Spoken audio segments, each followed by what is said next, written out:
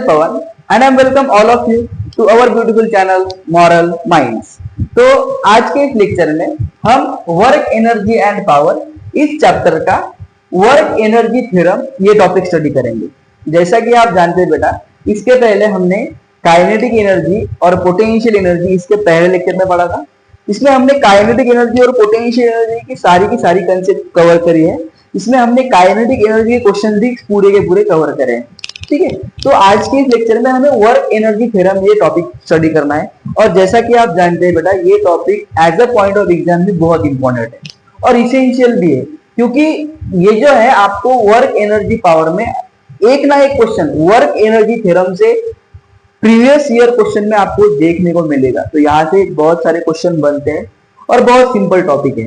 तो जैसा कि मैं कहता हूँ आपको, हमेशा कहता हूँ और इस बार भी कहता हूँ कि अगर आपके दिमाग में अभी इधर उधर के बेटा रैंडम थॉट्स आ रहे हो, तो प्लीज उन थॉट्स को थोड़ी देर के लिए बाजू में रखो और अपना पूरा का पूरा फोकस जो है वो अपने बोर्ड पे रखो, क्योंकि टॉपिक बहुत इंपॉर्टेंट है। और अगर तुम्हारे मन में इधर उधर के अभी इंपॉर्टेंट थॉट्स भी अगर आ रहे हो या फिर मैसेज या फिर कॉल्स आ रहे हो, तो प्लीज थोड़ी देर के लिए उन्हें बाजू में रखो और अपना पूरा फोकस जो है बेटा बोर्ड पे रखो, क्योंकि टॉपिक इंपॉर्टेंट है। ठीक है, चलो शुरू करते हैं। मान लो अभी मैं आपको एक एग्जांपल कंसीडर करूंगा, उसके बेस पे आपको वर्क एनर्जी थ्योरम एकदम सिंपल तरीके से समझ में आएगा। ठीक है, देखो मान लो अपने पास एक ऑब्जेक्ट है जिसका मास है फॉर एग्जांपल 20 केजी। अपने पास एक ऑब्जेक्ट है जिसका मास है 20 केजी और जिसकी फॉर एग्जांपल इनिशियल वेलोसिटी है 60 मीटर पर सेकंड। और ये जो है 60 मीटर पर सेकंड से इसकी इनिशियल वेलोसिटी है 60 मीटर पर सेकंड। तो ये ऑब्जेक्ट 60 मीटर पर सेकंड के वेलोसिटी से मूव हो रही है। तो मान लो इसने 60 मीटर पर सेकंड के स्पीड से फॉर एग्जांपल इसने 10 किलोमीटर का डिस्टेंस कवर करा और ये डिस्टेंस कवर करते वक्त उस ऑब्जेक्ट की जो वेलोसिटी है वो 80 मीटर पर सेकंड हो गई। आराम से पढ़ेंगे बेटा, कोई हमें कंफ्यूजन नहीं है, कोई हमारे ऊपर स्ट्रेस नहीं है। अगर स्ट्रेस है तो उस स्ट्रेस को मारो गोली। कोई अगर थॉट्स आ रहे हो या फिर कोई निगेटिव थॉट्स आ रहे हो तो पहले उनको बाजू में रखो, किसी बात का टेंशन मत लो, स्ट्रेस फ्री होके पढ़ो। अगर दिमाग में स्ट्रेस लोगे कि क्या होगा आगे क्या होगा, अगर इसके बारे में सोचोगे तो ये कभी ना आएगा। ठीक है, तो पढ़ाई करते वक्त सभी जो अपनी स्ट्रेस होती है वो बाजू में रखनी चाहिए इंसान को, उसके बाद पढ़ना चाहिए। ठीक है, अपने पास आराम से पढ़ेंगे अपन। अपने पास एक ऑब्जेक्ट है जिसका मास है बेटा 20 केजी। ठीक है, जिसका इनिशियल स्पीड था 60 मीटर पर सेकंड और उसने 10 किलोमीटर का फॉर एग्जांपल डिस्टेंस कवर किया, तो उसकी डिस्प्लेसमेंट कितनी हो गई 10 किलोमीटर। बट ये 10 किलोमीटर डिस्प्लेसमेंट कवर करते वक्त उस ऑब्जेक्ट की वेलोसिटी चेंज हो गई। फॉर एग्जांपल पहले थी अपनी 60 मीटर पर सेकंड, अभी हो गई उसकी 80 मीटर पर सेकंड। तो 60 मीटर पर सेकंड से 80 मीटर पर सेकंड जो है वो अपने आप हुआ क्या? नहीं हुआ। क्यों? क्योंकि उसके ऊपर कोई ना कोई एक्सटर्नल फोर्स एक्ट हुआ होगा, क्योंकि ये ऑब्जेक्ट अपने आप तो अपनी वेलोसिटी चेंज नहीं कर सकती।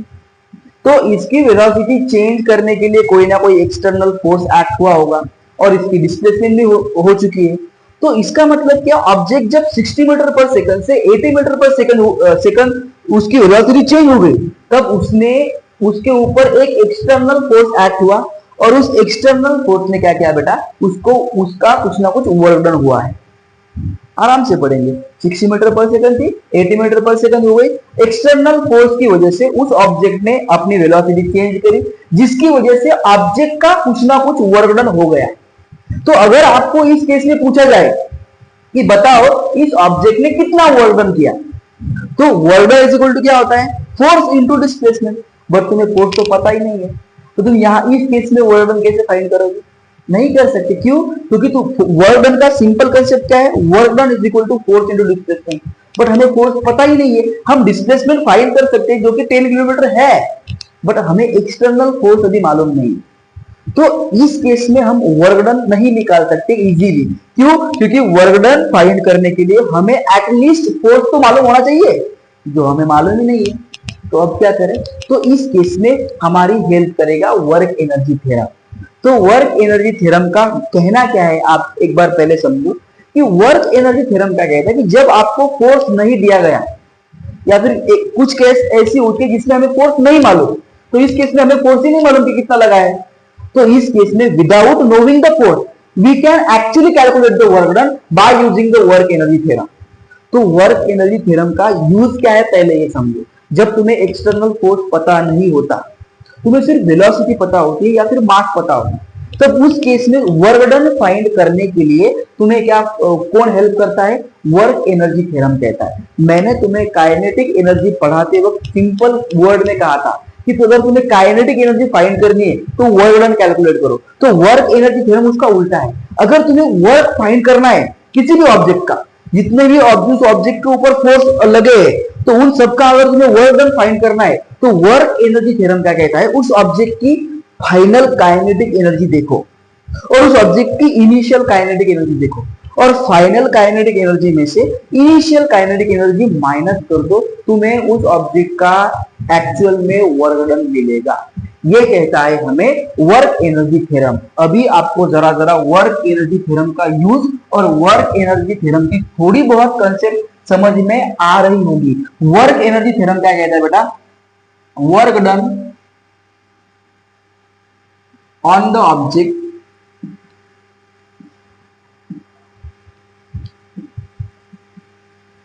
by all the external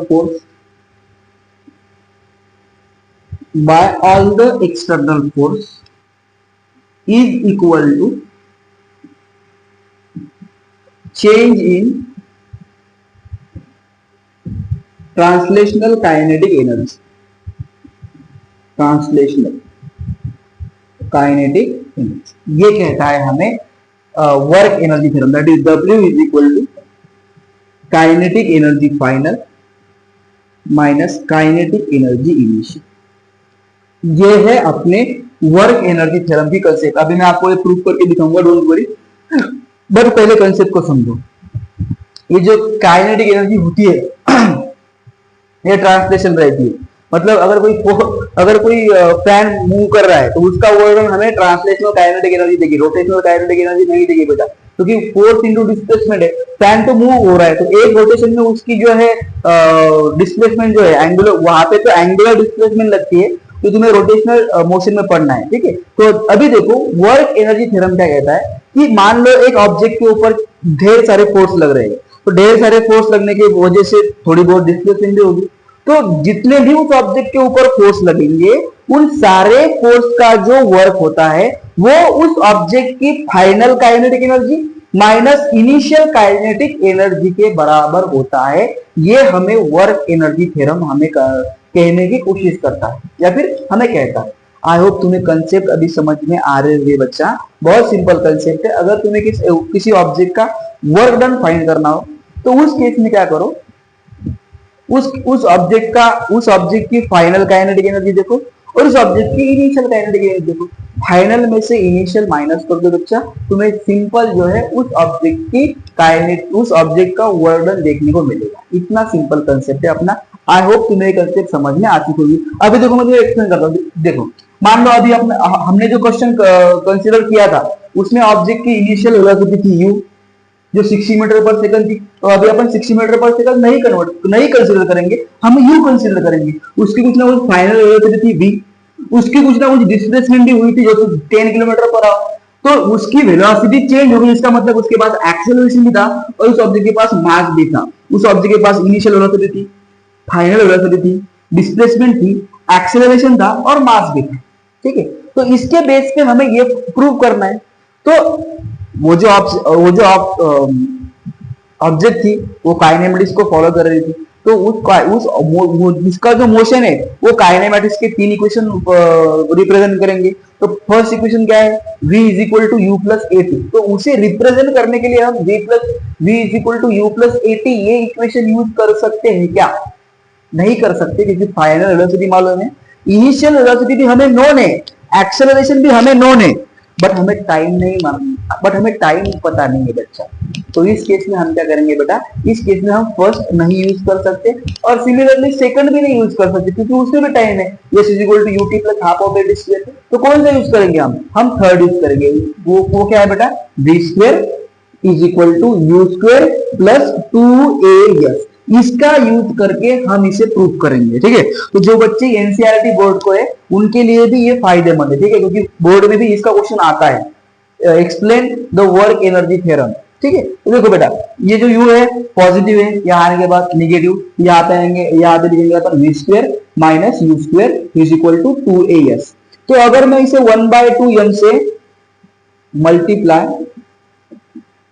bye 1/2m on both side, तो अगर मैं इस इक्वेशन को बोथ साइड को 1/2m और 1/2m से मल्टीप्लाई करूं, तो देखो हमें क्या मिलता है। देखो यहां पर क्या लिखेंगे अपन 1/2m v square minus 1/2m u square is equal to 1/2m multiply by 2as। देखो 1/2m v स्क्वायर ये फाइनल वेलोसिटी हो गई, 1/2m u स्क्वायर ये इनिशियल वेलोसिटी हो गई। तो फाइनल वेलोसिटी की वजह से ये इक्वेशन क्या क्या रिप्रेजेंट करता है हमें, फाइनल काइनेटिक एनर्जी। इसे हम क्या लिखेंगे बेटा, काइनेटिक एनर्जी फाइनल। और इसे क्या लिखेंगे बच्चा, kinetic energy initial. I hope आपको कंसेप्ट समझ में आ रही होगी। देखो ये 2 और ये 2 गेट्स कैंसिल, तो हमें क्या मिलेगा यहाँ पे MAS। और जैसा कि आप जानते हैं, थोड़ा सा बड़ा लेता हूँ, ठीक है, ताकि आपको समझ में आ जाए। बहुत सारे बच्चे कंप्लेन करते हैं सर हमें समझ में नहीं आ रहा, आपका हैंड राइटिंग बहुत छोटा छोटा दिख रहा है, ठीक है, बट तो आपके थोड़ा सा हैंड राइटिंग बढ़ा देता हूँ, ठीक है। तो ये काइनेटिक एनर्जी फाइनल, ये kinetic energy initial is equal to MAS। तो इसे एक बार ऑब्जर्व करो, फोर्स इज इक्वल टू क्या होता है according to Newton second law, according to Newton second law force is equal to mass into acceleration. तो यहाँ पर ऑलरेडी हमें मास इनटू एक्सेलरेशन दिया गया है, तो हम मास इनटू एक्सेलरेशन को क्या लिख सकते हैं बच्चा, हम मास इनटू एक्सेलरेशन को लिख सकते हैं फोर्स। यहाँ पर हमें क्या देखने को मिलेगा, kinetic energy final minus kinetic energy initial is equal to force into s, that is displacement, and you know very well work done is equal to force into displacement। तो हम यहाँ पे क्या लिख सकते हैं बच्चा, वर्क डन। तो यहाँ पर हमें क्या देखने को मिलेगा, work done is equal to kinetic energy final, यहाँ पे ये छोटा लिखा, ठीक है, minus kinetic energy initial, and this is our work energy theorem, and this is the proof of work energy theorem. ठीक है, ये यह बेटा कंफ्यूज मत हो, ये है, ठीक है। तो ये final kinetic energy minus initial kinetic energy, तो ये था अपना वर्क एनर्जी थ्योरम का स्टेटमेंट और ये था उसका प्रूफ। आई होप तुम्हें प्रूफ और स्टेटमेंट दोनों चीजें समझ में आ चुकी होगी। अभी इस पर से सिंपल सिंपल क्वेश्चन देखते हैं कि कैसे बनते हैं। सारे ही क्वेश्चन सिंपल है, सभी इंपॉर्टेंट है और सिंपल है, ठीक है। तो ऐसा मत सोचो कि सर बहुत हार्ड है क्या, डिफिकल्ट है क्या। कंसेप्ट तुम्हें समझ में आ गया, इसका मतलब तुम्हें 101% क्वेश्चन भी समझ में आएंगे, डोंट वरी, ठीक है। चाहो तो इसे पॉज करके नोट कर सकते हो बेटा।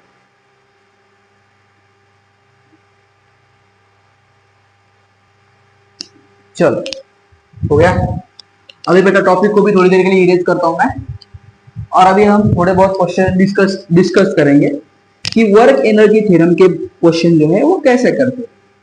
सिंपल क्वेश्चन है, ज्यादा कॉम्प्लिकेट करके नहीं बताऊंगा, ज्यादा कॉम्प्लिकेट नहीं करूंगा, क्योंकि अगर क्वेश्चन के डीप में जाओगे तो बहुत कॉम्प्लिकेशन, ठीक है। तो क्वेश्चन के डीप में नहीं जाना है, क्वेश्चन को डीप में मतलब अगर हम क्वेश्चन के डीप में ना जाए तो ही बेहतर है इसके, क्योंकि अगर बहुत डीप में जाओगे, ठीक है, मतलब कुछ कुछ क्वेश्चन जो है बेसिक कंसेप्ट पर डिपेंड है, बट कभी कभी क्या होता है बेसिक कंसेप्ट पढ़ाने के बारे में हम बहुत मतलब बहुत डीप जाते हैं।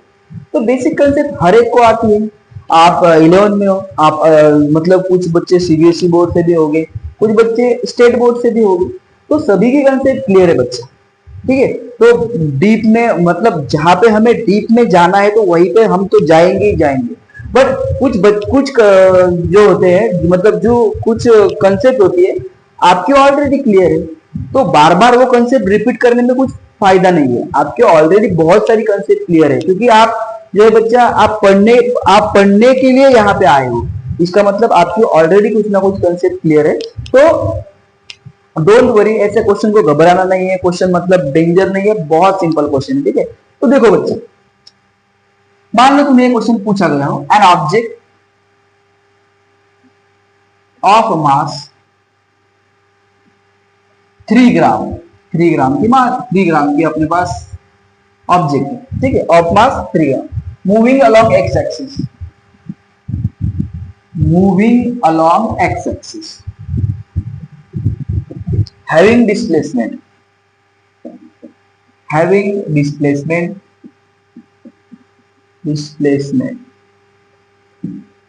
That is x is equal to 3 minus 4t square, okay, minus 4t square plus t cube metre.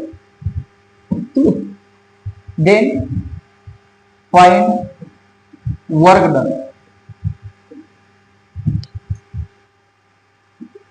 In first 4 second. Simple सा क्वेश्चन है बस। क्या कहता है क्वेश्चन कि एक ऑब्जेक्ट है जिसका मास कितना है बेटा 3 ग्राम, तो अपने पास 3 ग्राम की ऑब्जेक्ट है। उसके बाद क्या कहता है कि जो एक्स एक्सिस से मूव हो रही है, तो एक्स एक्सिस में उसकी डिस्प्लेसमेंट कितनी है 3 minus 4t square plus t cube meter है। Then find work done in first 4 second. तो सिंपल क्वेश्चन तुम्हें समझ में आ चुका होगा।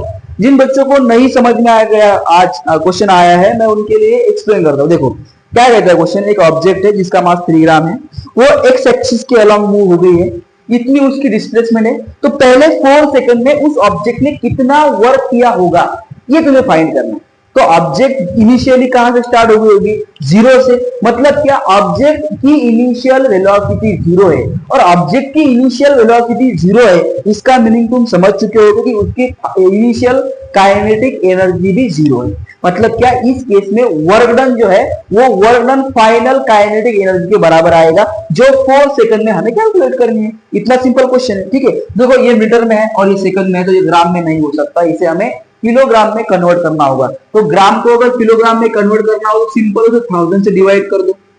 तो 1000 मतलब क्या, 3 मल्टीप्लाई बाय 10 का पावर माइनस 3 kg, ये हो गया अपना मास। तो डिस्प्लेसमेंट क्या है बेटा, आपने डिस्प्लेसमेंट है 3 minus 4t square plus t cube, ठीक है। और हमें टाइम दिया है, टाइम कितना है बेटा 4 सेकंड। तो देखो इस केस में जो है बच्चा, इस केस में हमें वेलोसिटी की जरूरत है, ठीक है, पर हमें वेलोसिटी नहीं दी गई है, हमें डिस्प्लेसमेंट दी गई है। और आप जानते हैं कि अगर हमें वेलोसिटी के बिहाफ पर, अगर सॉरी डिस्प्लेसमेंट के बिहाफ पर अगर हमें वेलोसिटी फाइंड करनी है तो हमने कुछ नहीं करना, डिस्प्लेसमेंट को डेरिवेट करना है, ठीक है। तो अगर हमें वेलोसिटी फाइंड करनी है तो हम पहले डिस्प्लेसमेंट को डेरिवेट करेंगे। तो वो क्या आएगा बेटा अपना dx by dt is equal to d by dt, that is 3 minus 4t square plus t cube, ठीक है। अभी यहां पर कोई बात नहीं, यहां पर हम t क्यूब लिखेंगे। देखो अभी 4 सेकंड, ठीक है। अभी देखो ये, इसको अगर हम सेपरेट डेरिवेशन अप्लाई करेंगे तो क्या आएगा बच्चा, dx बाय dt। तो ये हो गया 0 क्योंकि वो कांस्टेंट है, तो ये आएगा बेटा minus d by dt 4t square, और ये आएगा बेटा plus d by dt t का क्यूब, ठीक है। तो माइनस 4 बाहर आ जाएगा, ये हो जाएगा dt स्क्वायर बाय dt और plus dt cube by dt, ठीक है। तो 2 यहाँ पर आगे आएंगे क्योंकि आप फॉर्मूला जानते हो, फॉर्मूला है बेटा x to the power n is equal to n x to the power n minus 1, यहाँ फॉर्मूला जानते हो, ठीक है। तो आप यहाँ पे आएगा बच्चा 2 multiply by minus 4 that is 8, और t 2 में से 1 गया बच्चा, 1 बचा, तो यहाँ पर आएगा t का पावर 1 प्लस 3 आगे आएंगे, t ऐसे जैसे का तैसा t का स्क्वायर हो जाएगा, ठीक है। तो माइनस 8 मल्टीप्लाई बाय, अभी t की वैल्यू पुट करो, कितने t की वैल्यू 4, तो मतलब ये हो गया अपना minus 4 plus 3, right, multiply by t का स्क्वायर दैट इज 4 का स्क्वायर। तो माइनस 8 मल्टीप्लाई बाय 4 कितना होता है, माइनस 32 प्लस 4 का square 16 multiply by 3 that is 48, और 48 में से माइनस 32 गए, कितने बचे बेटा 16 मीटर पर सेकंड। तो ये हो गई अपनी वेलोसिटी, क्या है बेटा अपनी वेलोसिटी 16 मीटर पर सेकंड, ठीक है। तो अभी तुम्हें फाइनल वेलोसिटी मिल गई, क्या है फाइनल वेलोसिटी 16 मीटर पर सेकंड। तो यहाँ पर वर्क डन किसके बराबर है, work done is equal to 1/2 mv square, और ये v जो है ये v के बराबर है। यहाँ पर अपन वर्क डन कैसे फाइंड करेंगे, work done is equal to 1/2 multiply mass कितना है बच्चा 3 मल्टीप्लाई बाय 10 का पावर माइनस 3 मल्टीप्लाई बाय 16 का स्क्वायर। तो 16 का स्क्वायर होता है बच्चा 256 मल्टीप्लाई बाय 10 का पावर माइनस 3 मल्टीप्लाई बाय 3। तो ये 1 हो गया, 2 1 जा 2, 2 2 जा 4, 2 8 जा 16, तो 128 multiply by 3 multiply by 10 to the power minus 3, तो 3 8 जा 24, 4 2 कैरी, 3 2 जा 6, 6 प्लस 2 8, और 3 1 जा 3 multiply by 10 to the power minus 3, that is work is equal to 384 millijoule. ये हो गया अपना वर्क। आई होप तुम्हें ये प्रॉब्लम समझ में आ चुका होगा। इसे पॉज करके नोट करो बेटा, बहुत सिंपल क्वेश्चन था, सिर्फ और सिर्फ कैलकुलेशन दे और इसेंशियल क्वेश्चन है बेटा, ऐसे ही क्वेश्चन आते हैं और ऐसे ही क्वेश्चन तुम प्रैक्टिस करो, ठीक है। तो इसे पॉज करके नोट करो। आई होप बहुत सारे बच्चों को समझ में आ चुका होगा। अगर कुछ बच्चों को समझ में नहीं आया तो पहले डेरिवेशन देखो, उसके बाद इसे देखो, ठीक है, क्योंकि विदाउट डेरिवेशन तुम्हें नहीं समझ में आएगा, ठीक है। तो आई होप समझ में आ चुका हो क्वेश्चन। पॉज करके बेटा इसको नोट करो।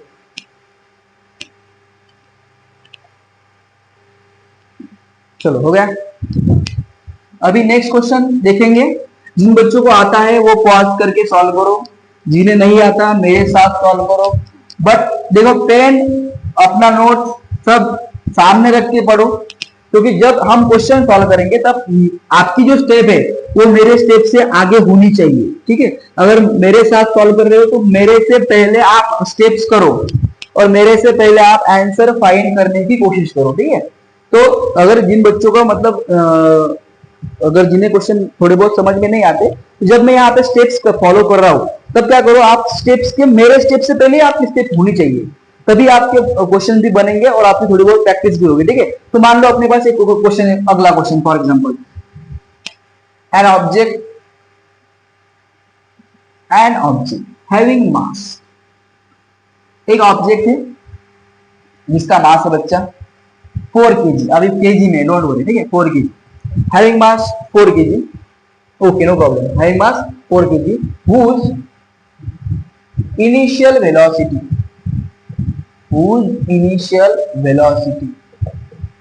is 2I cap plus 3j cap meter per second, then its velocity changes to 4I cap minus 3j cap, ठीक है, मीटर पर second. Then find the work done. यहां पर मैं चेंज करूं, ठीक है, 4I cap plus minus 5j cap करता हूं, ठीक है, 4I cap minus 5j cap। Simple सा क्वेश्चन है, जिन बच्चों को आता है पॉज करके नोट करेंगे और सॉल्व करेंगे, ठीक है, और जिनका नहीं आता वो मेरे साथ सॉल्व करेंगे। देखो क्या कहता है क्वेश्चन, फोर्स नहीं दिया गया है, डिस्प्लेसमेंट भी नहीं दी गई है, सिर्फ और सिर्फ मास दिया गया है और 2 वेलोसिटी दी गई है, जिसकी एक ऑब्जेक्ट है जिसका मास कितना है बच्चा 4 kg। तो यहां पर मैं लिखता हूं मास कितना है बच्चा, मास है 4 kg, इनिशियल वेलोसिटी u जो है 2I cap plus 3j cap और फाइनल वेलोसिटी है v जो है बच्चा 4I cap minus 5j cap. Pause करके नोट करो और एक मेरे से अगर जो बच्चे मेरे साथ सॉल्व कर रहे हैं वो मेरे से एक स्टेप आगे बढ़ो, ठीक है। देखो अभी हमें 2 वेलोसिटी दी गई है, अभी इनिशियल वेलोसिटी 0 नहीं है, मतलब उस ऑब्जेक्ट की कुछ ना कुछ इनिशियल काइनेटिक एनर्जी भी है जो हमें फाइंड करनी है, और उस ऑब्जेक्ट की कुछ ना कुछ फाइनल वेलोसिटी है, तो उसकी वजह से उसकी कुछ ना कुछ फाइनल काइनेटिक एनर्जी होगी, वो भी हमें फाइंड करनी है। तो हम क्या करेंगे, पहले आराम से काइनेटिक एनर्जी इनिशियल फाइंड करेंगे, उसके बाद काइनेटिक एनर्जी फाइनल फाइंड करेंगे। तो ये वेलोसिटी है, ये भी वेलोसिटी है, बट ये वेक्टर फॉर्म में है और वेक्टर फॉर्म का आप रिजल्टेंट फाइंड कर सकते हो। तो अगर आपको रिजल्टेंट इनिशियल वेलोसिटी फाइंड करनी है तो आप क्या करेंगे बेटा, u इज इक्वल टू क्या लिखोगे तुम, इन रूट। मैंने आपको वेक्टर में सारी चीजें समझाई हुई है और आराम से समझाई हुई है। तो अगर आपको इसका रिजल्टेंट फाइंड करना है तो आप क्या करोगे, कुछ नहीं करोगे, 2 का स्क्वायर प्लस 3 का स्क्वायर, यहाँ पे लिखेंगे अपन 2 का स्क्वायर प्लस 3 का स्क्वायर। तो u इज इक्वल टू क्या आएगा बेटा, u इज इक्वल टू आएगा 4 plus 9 that is root 13। I hope u is equal to root 13 metre पर सेकंड कैसे आया ये तुम्हें समझ में आ चुका होगा। सिमिलरली बेटा क्या लिखेंगे अपन, v is equal to in root क्या आएगा बच्चा, v इज इक्वल टू आएगा 4 का स्क्वायर माइनस 4 का स्क्वायर प्लस माइनस 5 का स्क्वायर। तो 4 का स्क्वायर क्या आएगा बेटा 16 और ये क्या आएगा बच्चा 25। तो 16 प्लस 25 कितना होता है, यहाँ पे लिखता हूं, ये 5 है। तो v इज इक्वल टू क्या आएगा बेटा अपना 16 प्लस 25, तो 5 प्लस 6 और 11 और ये 4, तो ये हो जाएगा बेटा अपना 41 इन रूट मीटर पर सेकंड। तो यहाँ पर अगर आपको वर्क डन फाइंड करना है तो कुछ नहीं करना है, 1/2 m v square minus 1/2 m u square, ठीक है। यहाँ पर हम लिखेंगे बेटा 1/2 m v square minus 1/2 m u square. तो यहाँ पर भी 1/2, यहाँ पर भी 1/2, ऑब्जेक्ट का मास चेंज नहीं हुआ है, तो यहाँ पर हम मास को भी कॉमन कंसिडर कर सकते हैं। यहाँ पर आएगा बेटा अपना यम, तो यहाँ पे लिखेंगे अपन v square minus u square, तो 1/2। अभी देखो ऑब्जेक्ट का मास कितना है 4 kg, तो यहाँ पर अपन लिखेंगे 4 kg। v कितना है बेटा, v है अपना 41, तो यहाँ पर लिखेंगे अपन √41 ब्रैकेट का square minus u square, u कितना है बेटा √13, तो यहाँ पर अपन लिखेंगे बेटा √13 का स्क्वायर। ठीक है, तो यहाँ पर लिखेंगे 2 2 जा 4, तो 2 मल्टीप्लाई बाय, ठीक है 41 माइनस 13, तो square and square root cancel होता है, ये आप जानते हो। ठीक है, तो यहाँ पर अपन लिखेंगे बेटा ये 2 से 4 मर गए, यहाँ पे 2 बचे। हाँ, कुछ बच्चे कंफ्यूज हो जाएंगे सर ये 2 आपने कहा से लिखे, तो ये 2 से 4 कट हो गए। ठीक है, तो देखो 41 में से अगर 13 गए कितने बचे, 11 में से 3 गए 8 बचे, और 3 में से 1 गया 2 बचे, तो यहाँ पर लिखेंगे अपन 2 multiply by 28, that is work done by the object is 56 joule. तो इस ऑब्जेक्ट ने जो वर्क डन किया है वो किया है बेटा 56 जूल। आई होप तुम्हें क्वेश्चन समझ में आ चुका होगा। क्वेश्चन बहुत सिंपल था, ऐसे भी क्वेश्चन बनते हैं। ठीक है, तो फर्स्ट टाइप हो गई, ये सेकंड टाइप हो गई। चाहो तो इसे पॉज करके नोट कर सकते हो। बहुत सारे बच्चों का 56 जूल आ गया होगा, जिन बच्चों का नहीं आया है वो दिल छोटा मत करो बेटा, कोई बात नहीं, तुमने एटलीस्ट ट्राई तो किया। तो यहाँ पर अपना वर्क डन जो है वो 56 जूल हुआ है, तो इसे पॉज करके नोट करो बेटा।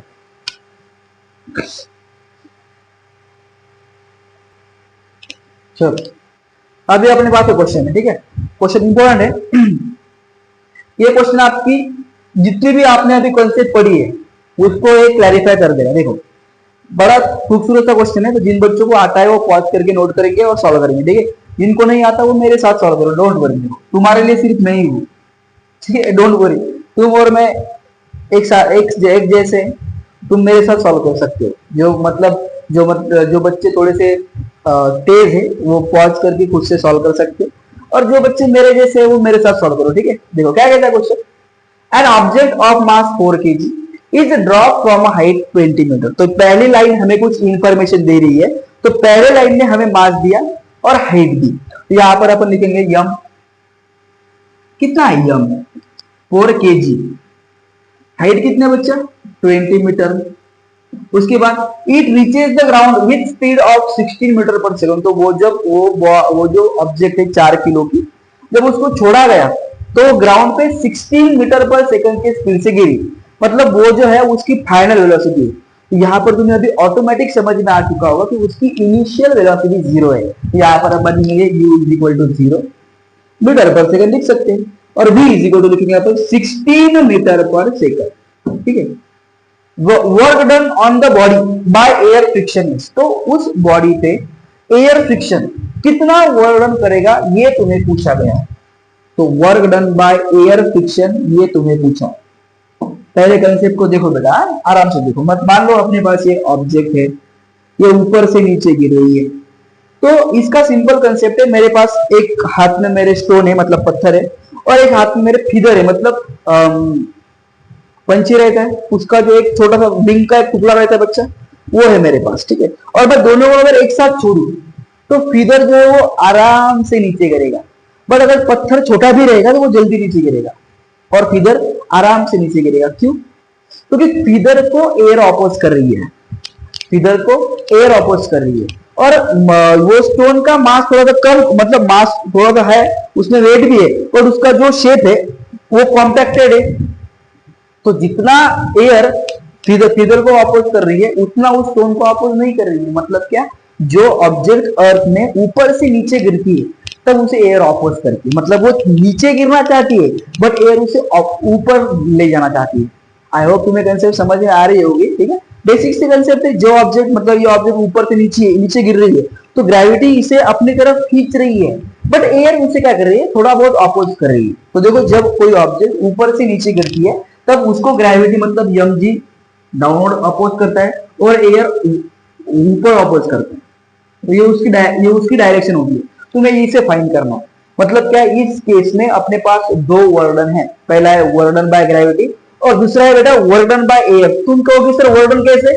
अरे तुम्हें अपोज किया है एयर ने, मतलब एयर ने उस बॉडी के ऊपर रिटार्डिंग फोर्स अप्लाई किया है, तो रिटार्डिंग फोर्स में से थोड़ी बहुत तो डिस्प्लेसमेंट होगी, मतलब थोड़ा बहुत तो वर्क डन होगा। तो वो तुम्हें पूछा गया है। तो यहाँ पर हम क्या लिख सकते हैं, देखो इनिशियल वेलोसिटी 0 है, मतलब उसकी फाइनल काइनेटिक एनर्जी ही उसका टोटल वर्णन है, तो उसकी इनिशियल काइनेटिक एनर्जी नहीं रहेगी, यहाँ पर तुम समझ लो, ठीक है। अभी देखो वर्णन जो है दो प्रकार का है, पहला है वर्णन बाय ग्रेविटी, दूसरा है वर्णन by air, is equal to 1/2 mv²। I hope तुम्हें कंसेप्ट समझ में आ रही है बच्चा, कंसेप्ट सिंपल है। देखो अभी क्या लिखेंगे अपन, वर्णन बाय ग्रेविटी क्या होता है, मास वर्णन इज इक्वल टू होता है फोर्स इनटू डिस्प्लेसमेंट, तो यहाँ पर लिखेंगे अपन force multiply by displacement, plus ये आपको फाइंड करना है, तो यहाँ पर अपन कुछ नहीं लिखेंगे, ठीक है। तो 1/2 mv²। तो फोर्स क्या है, फोर्स है मास इनटू एक्सेलरेशन, पर ऑब्जेक्ट का खुद का कोई एक्सेलरेशन है ही नहीं, तो ऑब्जेक्ट का एक्सेलरेशन जो है किसका है, वो है अपने ग्रेविटी का, ठीक है। तो यहाँ पर हम लिखेंगे बेटा फोर्स इनटू डिस्प्लेसमेंट, मतलब mass into acceleration, that is mass multiply by g. और डिस्प्लेसमेंट जो है बच्चा, ऑब्जेक्ट 20 मीटर हाइट पे थी, मतलब 20 मीटर ही नीचे गिरेगी, ठीक है। यहाँ पर अपनी डिस्प्लेसमेंट क्या रहेगी, एच रहेगी, plus work done by air, that is 1/2 mv²। इसके आगे की स्टेप मेरे से पहले करो, ठीक है, पॉज करो, बट मेरे से पहले इसकी आगे की स्टेप तुम्हारी होनी चाहिए। वो अभी बचा क्या है, कुछ नहीं बचा, mgh की वैल्यू पुट करनी, question is solve, no problem, ठीक है। यहाँ पर अपन करेंगे बेटा वर्क डन बाय एयर, तो ये प्लस या आने के बाद माइनस, तो 1/2 mv² माइनस mgh। तो वर्क डन बाय एयर कुछ भी करो, कॉमन पकड़ सकते हो या फिर डायरेक्ट वैल्यू पुट कर सकते हो, तुम्हारी मर्जी। मुझे जो इसेंशियल लग रहा है मैं कर रहा हूँ, तुम्हें जो इसेंशियल लग रहा है तुम करो। अगर तुम्हारी स्टेप से जल्दी आंसर आ रहे हैं तो वो करो, अगर मेरी स्टेप से जल्दी आंसर आ रहा है तो ये करो, तुम्हें जो बेटर लगे वो करो, ठीक है। तो यहाँ पर क्या लिखेंगे बेटा अपन, 1/2 m की वैल्यू क्या है 4, मल्टीप्लाई बाय v क्या है, जो फाइनल है क्या है बच्चा 16 मीटर पर सेकंड, मतलब 16 का स्क्वायर, माइनस m कितना बच्चा 4, मल्टीप्लाई बाय g की वैल्यू हमें 10 रखनी है, और h क्या है बच्चा, h है 20 मीटर, तो 2 2 4, 2 multiply by 2 6 minus 40 multiply by 20, that is 2 6 are 12, 1 carry, 2 5 are 10 plus 1 11, 1 2 to the 4 plus 1 5 minus 800। तो अगर 800 में से 5 1 2 गए, कितने बच्चे बेटा, 10 में से 2 गए 8 बचे, 9 में से 1 गया 8, ठीक है 288, तो माइनस 288 जूल, इतनी एनर्जी हमारी, फिर इतना जो है वो हमारा वर्गमन हुआ है, मतलब बहुत कम वर्गमन हुआ है, सॉरी बहुत ज्यादा वर्गमन हुआ है, माइनस 288 जूल वो ऊपर उसे ले जा रहा है, ठीक है। तो अपना कौन सा ऑप्शन बराबर बेटा, डी वाला ऑप्शन बराबर है। तो आई होप तुम्हें थर्ड क्वेश्चन भी क्लियर हो चुका होगा, पॉज करके नोट करो, बहुत सारे बच्चों का इसका आंसर आ चुका होगा, ठीक है। अभी हमने ये 3 क्वेश्चन देखे, आई होप तुम्हें 3 क्वेश्चन समझ में आ चुके होंगे, ठीक है। अभी से फिलहाल पॉज करके नोट करो।